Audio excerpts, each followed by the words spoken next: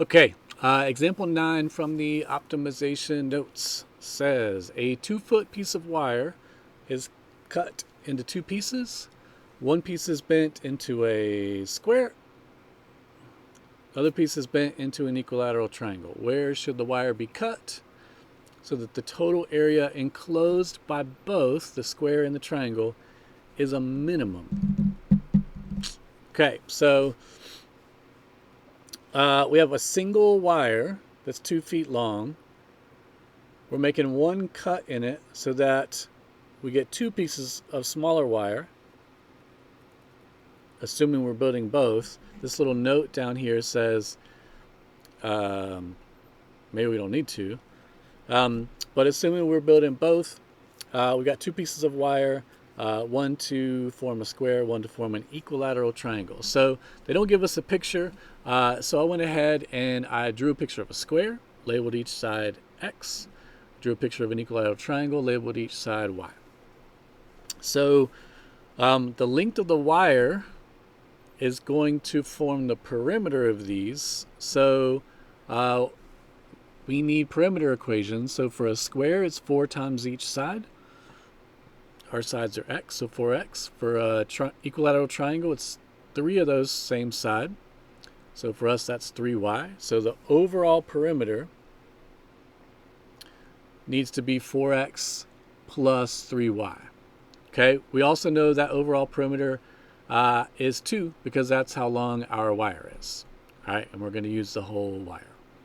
Okay, so if we set that 2 equal to our 4x plus 3y, then when we need it, we haven't even set up our optimization equation yet, but when we need it, we can solve for one of those variables, x or y. So what are we trying to minimize here? We're trying to minimize the total area enclosed. All right, so our total area enclosed is the sum of our square area and our triangle area. So we need to know formulas for both of those. The area of a square, you should know, is just side squared. So for the way that I've labeled my diagram, that's x squared. The area of an equilateral triangle, we don't use that one a ton. So if this was a problem on a quiz or a test, I would give you that formula for the area of an equilateral triangle, which is just root 3 over 4 times a side squared. Okay, you could do some trig and find that yourself, but I would give that one to you. So for our purposes, our sides are y, so that's going to be root 3 over 4 y squared. So our total area is the sum of those two. So our total area is x squared plus root 3 over 4 y squared. That's what we're trying to optimize, minimize. Optimize is our area, but it's a function of 2 different variables. So we want to try to rewrite that as a function of one variable.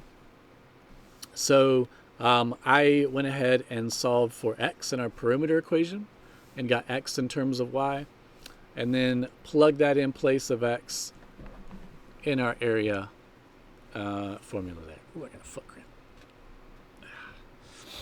cramp. Okay, so taking that area formula, doing a little bit of algebra, squaring that x value, simplifying it, knowing that we're going to need to take the derivative of this to find our critical points. I got our area to be a series of terms. There's one constant here and 1/4, and these others are y's or y squares. I got 2 y squared terms, but one of them is that root 3 over 4. So to prevent getting decimals, I just left those separate. But they're in separate terms so that when we go to take the derivative to find our critical points, then we've got one constant and now we've got 2 terms in y. I'm just going to go and take this and put it into my calculator like this. Again, instead of getting a decimal, put it in your calculator, put it into y1, find where that equals 0. This is a linear function, so it's not going to be undefined anywhere. And it's going to cross the x-axis, according to our calculator, at 0.377. So that's our only critical point. If you taken that graph from your calculator, it's got a positive slope, so it goes from negative to positive across that 0. So negative A prime values to positive A prime values means our original function goes from decreasing to increasing. So that verifies it is a minimum. All right, since that A prime sign changes from negative to positive.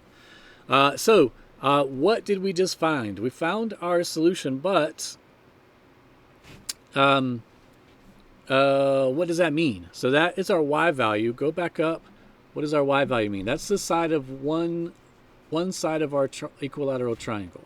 So that doesn't tell us where we're going to cut it. So to find where we're going to cut it, we need to take that and multiply it by 3, because that'll give us enough wire to make the perimeter of our equilateral triangle. Okay, so 3 times 0.377, that gives us 1.131. That's in feet. And if we snip that wire right there at 1.131, then we have enough to make that equilateral triangle. The rest of it, which if you subtract that from 2, is 0.869. That's the length to make our square. And that will minimize the total area. Now, it did say it's not required to build both shapes. So if you were to find the area of just the square with the full 2-inch wire, so 2 squared is 4. Let's see, you would want to check that with the area of both of these, right? So you could make a your table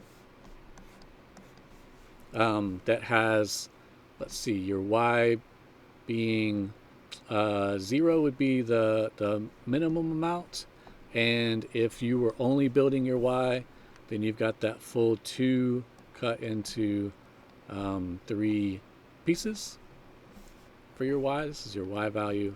This is your overall area. So what we found was in between 0.377. So you would want to go through and check those area values and make sure that that critical point that we found is the minimum. I'll let you go in and do those calculations for yourself.